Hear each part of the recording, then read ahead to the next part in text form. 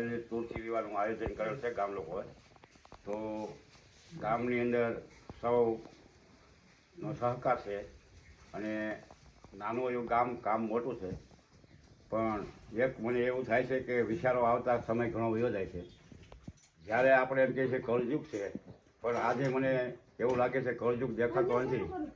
અને આવું ગામ અને આવું કામ થતું હોય અને ભગવાનના કામ થતા હોય અને એક સાથે બધા મળીને કામ કરે અને આપણો ગામની શોભા છે. અને એ જ ગામ આજે આપણે એમ થાય કે ભગવાન પોતે આ ગામની અંદર આવે અને ભગવાને વસવાનું મન થાય. અને જ્યારે આપણા ગામની અંદર જ્યાં ધર્મનું કામ કરીએ છીએ તો આપણા ગામ લગભગ સહકાર તો મળે જ છે, પણ ગામનો સહકાર ન હોય ત્યાં સુધી કામ થતું નથી. અને ગામે તન મન ને ધનથી રૂપિયો એટલો આપ્યો છે અને સહકારે ખૂબ આપ્યો છે. અને આભાર આપણે એવું માનીએ કે અને આજે એમ આપણે કહેવા જઈએ કે આખા જગતનો નાશ પણ આવે છે. આખા જગતનો નાશ એટલે મારો એકલા નહીં, આખા જગતનો નાશ પણ આવે છે. અને એનું આપણે ગૌરવ થવો જોઈએ કે આવા ગામ નાના એવાની અંદર એટલું બધું કામ મોટું કરવું એ તનતોડ મહેનત કહેવાય છે. અને ગામનો ખૂબ ખૂબ હું પણ આભાર માનું છું. રહી વાત રણીભાઈ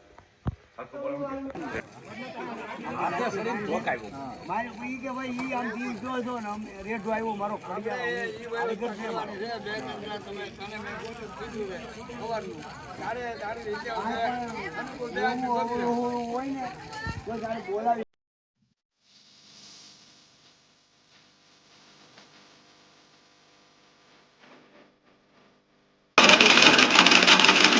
એવું લેકે હેરકો ફોટો જઈ છે બધા હા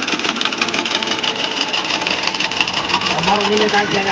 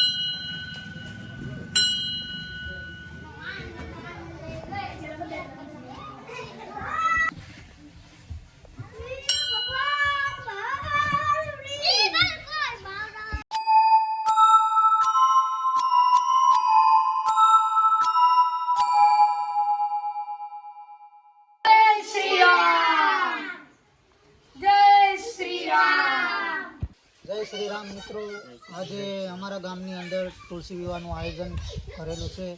તો તમામ મિત્રોને, વડીલોને, ભાઈઓ બહેનો તથા ગામજનો વડીલો તમામને ભાવભર્યું આમંત્રણ આપું છું. અને રાત્રે સંતવાણીનો કાર્યક્રમ રાખેલો છે, તો બધાને પધારવા નમ્ર વિનંતી.